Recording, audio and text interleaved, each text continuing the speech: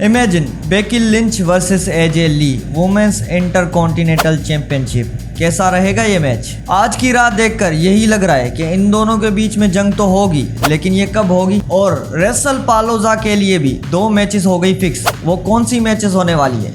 ये सारी बातें होंगी आज इसी वीडियो में, क्योंकि आज करने वाले हैं मंडे नाइट रॉ का रिव्यू। तो बस वीडियो को एंड तक देखना। शो की शुरुआत होती है जिमी एंड जे ऊसो के साथ, और बहुत टाइम के बाद देखा है कि दोनों प्रोमो साथ दे रहे थे, लेकिन जब तक वो प्रोमो देते उससे पहले आ जाते हैं ब्रॉन ब्रेकर और ब्रॉन्सन रीड। और रोमन रेंस को इतना मारने के बाद ब्रॉन ब्रेकर का अभी तक गुस्सा भी नहीं उतरा, वो ऊसोस को भी मारने जाते हैं पॉल हेमन की वजह से। फिर ब्रॉन्सन रीड ब्रॉन ब्रेकर को रोक देते हैं। उसके बाद क्राउड चेंट करता है रोमन रेंस के नाम पे। तब ब्रॉन्सन रीड बोलता है यही सेम गाना रोमन रेंस हॉस्पिटल में गा रहा होगा। उस पे जिमी ऊसो उसको रिप्लाई करते हैं कि भाई तू अपने मुंह से रोमन रेंस का नाम ना ले, और हाँ तुम्हें हमसे लड़ना है तो क्यों ना मैच हो जाए रेसल पालोजा में, Usos versus Bron Breakker and Bronson Reed. लो भाई, इस मैच का तो हमें ऑलरेडी पता था कि ये रेसल पालोजो में फिक्स होने वाली है, लेकिन इस राइवलरी में एले नाइट भी बीच में आएगा ये पता नहीं था। एले नाइट ने सीधा आकर ब्रॉन्सन रीड और ब्रॉन ब्रेकर पे अटैक कर दिया, लेकिन 2-on-1 सिचुएशन में एले नाइट फंस गया। फिर ऊसोस ने की एले नाइट की हेल्प, लेकिन जे ऊसो और एले नाइट के बीच में हो गई थोड़ी सी कंफ्यूजन। ब्रॉन्स को तो मार के भगा दिया, लेकिन बैक स्टेज में इनकी कंफ्यूजन अभी तक जारी रही। फिर एले नाइट बैक स्टेज में मैच की डिमांड भी करता है कि जो हो, ब्रॉन्सन रीड हो या ब्रॉन ब्रेकर हो, मुझे आज उसके साथ मैच चाहिए।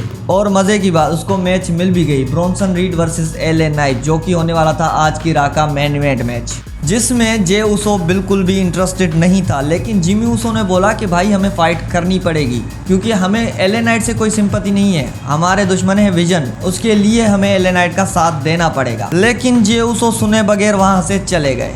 अब लास्ट वीक हमने देखा था कि एजे स्टाइल इंटरकॉन्टिनेंटल चैंपियन नहीं बन पाए, वो भी अमेरिकानों की वजह से। तो उस चीज पे एजे स्टाइल आकर बोलते हैं कि लास्ट वीक में इंटरकॉन्टिनेंटल चैंपियन बनने वाला था, लेकिन डोमिनिक के पास अमेरिकानों का बैकअप था, मेरे पास कोई बैकअप नहीं। Luke Gallows and Karl Anderson यहाँ पे नहीं है, और मीचेन स्मैकडाउन में, तो मेरे पास कोई बैकअप नहीं है। लेकिन आज मैं करूँगा अमेरिकानों का हिसाब किताब। फिर उसके बाद इनका मैच स्टार्ट होता है अमेरिकानो वर्सेस एजे स्टाइल्स। शुरू में एजे स्टाइल ने इस मैच में अच्छा पिकअप लिया था, लेकिन अमेरिकानो 2 भी वहां पे आ गए और एजे स्टाइल के साथ 2-on-1 सिचुएशन हो गई। फिर वहां पे आ जाते हैं एजे स्टाइल को बचाने ड्रैगन ली के आते ही एजे स्टाइल ने काउंटर करके जो क्लैश मारा है उसके साथ वो मैच कर जाते हैं विन। और अब देखकर यही लग रहा है कि ड्रैगन ली है एजे स्टाइल के बैकअप में, तो अब एजे स्टाइल खुलेआम चैलेंज कर सकते हैं डोमिनिक मिस्टीरियो को। उसके बाद मैच होता है रेकेल रोड्रिगस वर्सेस लायरा वल्केरिया। मैच तो सही थी, लेकिन इस मैच में देखकर लग रहा था कि लायरा को बैकअप की जरूरत है,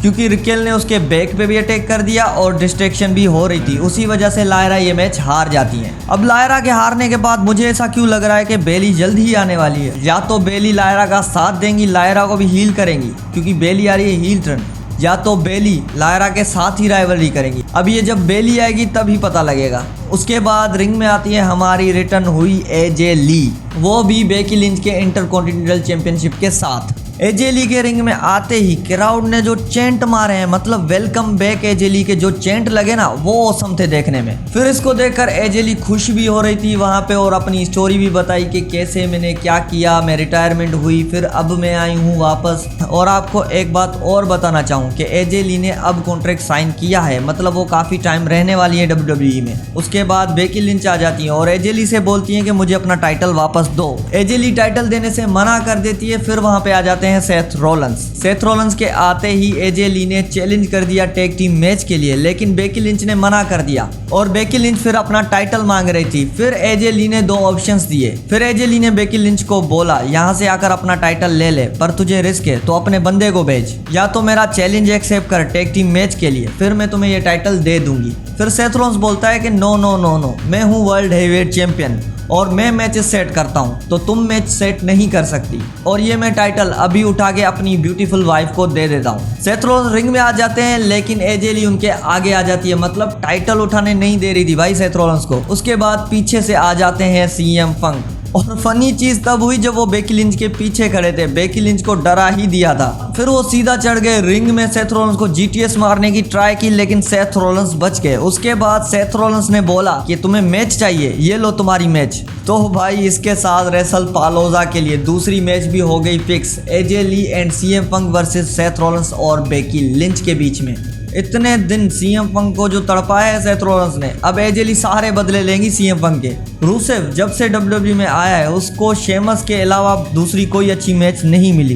तो ये कैसा रहेगा, पेंटा वर्सेस रूसेव। तो आज की राह में ये मैच हुआ था पेंटा वर्सेस रूसेव के बीच में, और मैं इस मैच को देखने में बहुत एक्साइटेड था क्योंकि दोनों बंदे अपने हिसाब से स्ट्रॉन्ग हैं और दोनों बंदे AEW से आए हुए हैं। तो दोनों के बीच में मुकाबला सख्त चल रहा था, तभी वहां पे आ जाती है न्यू डे। पेंटा हैंडल कर लेते हैं न्यू डे को भी, लेकिन रूसेव से कैसे बच पाएंगे। रूसेव ने एक मचका किक मारी, उससे पेंटा ये मैच हार जाते हैं। अब इस मैच में मुझे ये देखना था कि 1-on-1 में पेंटा वर्सेस रूसेव में स्ट्रॉन्ग कौन है, पर न्यू डे ने ये देखने ही नहीं दिया। अब रेसल पालोजा में जो मैच होने वाली है इयो स्काई वर्सेस स्टेफनी वकेर। तो स्टेफनी वकेर का कुछ मेडिकल रीजन है जो आज की राह में वो नहीं आ पाई।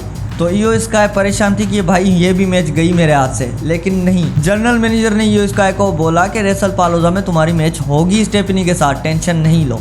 फिर वहां पे निकी आ जाती है, निकी कंग्रेचुलेशंस करती है इयो स्काई को, और वो बात कर ही रही थी तब वहां पे आ जाती है आस्का। और आस्का जो इस टाइम अभी पॉजिटिव हुई है इयो स्काई के लिए, वो देखकर मतलब ऐसा लग रहा था कि आस्का का पागलपन है। और इयो स्काई के चक्कर में आस्का सबसे दुश्मनी कर बैठी है। उन्होंने चैलेंज कर दिया निकी को मैच के लिए, फिर निकी ने भी एक्सेप्ट कर लिया। फिर उसके बाद इनकी मैच होती है निकी बेला वर्सेस आस्का। शुरू में निकी बेला ने अच्छा कवर किया, लेकिन आस्का ने कायरी सेन को ही शील्ड बना दिया। मतलब आस्का अभी हील टर्न लेने वाली है और वो कायरी सेन को भी यूज ही कर रही है अपने हिसाब से। और लास्ट वीक की तरह इस वीक भी आस्का की विक्ट्री हुई आस्का लाक के साथ, जहां पे निकी बेला को लगाया आस्का लाक, निकी बेला ने टेप आउट कर दिया और इसके साथ आस्का ये मैच जीत जाती है। फिर आस्का और निकी बैक स्टेज में दोनों की बहस हो जाती है, तब वहां पे आ जाती है रिया रिप्ली। रिया रिप्ली बोलती है कि तुम्हें प्रॉब्लम क्या है हमसे। फिर आस्का अपनी जबान में पता नहीं क्या क्या बोलकर चली गई वहां से।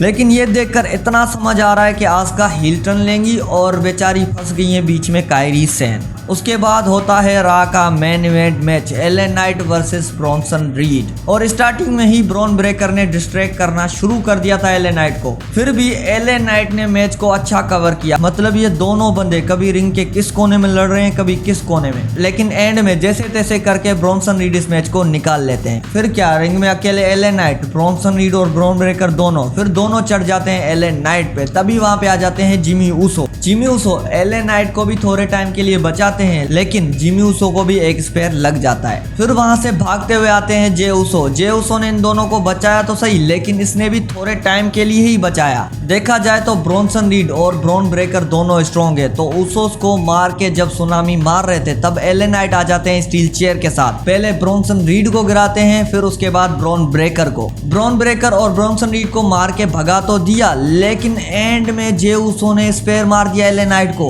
अब ये क्यों हुआ, जे ऊसो ने एले नाइट को स्पेयर क्यों मारा? इसका सबसे बड़ा रीजन है वर्ल्ड हेवीवेट टाइटल। अब एले नाइट के सर पे भी वर्ल्ड हेवीवेट का भूत चढ़ा हुआ है और जे ऊसो के भी सर के ऊपर। इसी वजह से जे ऊसो फ्रस्ट्रेशन में स्पेयर मार देते हैं एले नाइट को। अब ये तो रेसल पालोजा में ही पता चलेगा, या तो नेक्स्ट वीक पता चलेगा कि इस सिचुएशन को एले नाइट हैंडल कैसे करते हैं। और आज की राह में से आपका फेवरेट कौन सा मोमेंट था, कमेंट में बताओ।